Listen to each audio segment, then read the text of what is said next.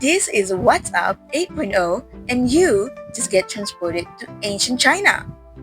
What if I told you there were once a time when China ruled the world in art, science, and style, where poets were superstars and even fashion told a story?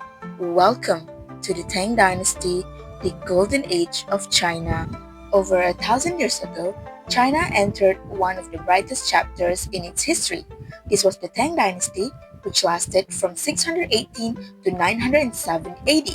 It all began with a man named Li Yuan who became Emperor Gaozu. After the collapse of the Sui dynasty, he brought peace and unity back to China, laying the foundation for what would become a golden age. But what truly made the Tang era special wasn't just its emperors, it was its belief in brains over bloodline. The Tang government introduced a civil service examination system based on Confucian classics. Anyone, even a farmer's son, could earn a high position if they had the knowledge and skill.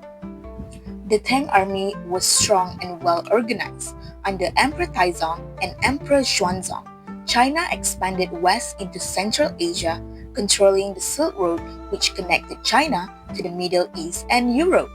Nearby kingdoms like Korea, Japan, and Vietnam admired the Tang and sent tribute to its court, adopting Chinese culture, writing, and art. It was also a time when poetry flourished. Li Bai, known for his dreamy and romantic poems, and Tu Fu, who wrote about war and the struggles of ordinary people, both capture the beauty and sorrow of life in the Tang era. However, the Tang dynasty wasn't all about politics and books. It was also an era that celebrated beauty and art. One of the most famous fashion trend was called Hua Tian, where women decorated their foreheads with flower adornment. Legend has it, a princess once fell asleep on a garden and a flower petal fell and stuck to her forehead, and it won't come off no matter how hard she washed it. Since it looked so good on the princess, it became a fashion trend. Among all the figures of the Tang dynasty, one stands out above the rest, Empress Wu Zetian.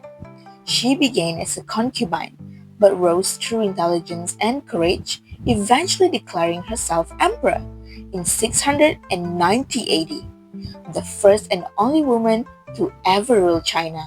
Talk about girl power. Unfortunately, in 907 AD, the last Tang emperor was forced to abdicate, marking the end of China's golden age. The Tang dynasty may have ended more than 1,000 years ago, but its brilliance still shines through history.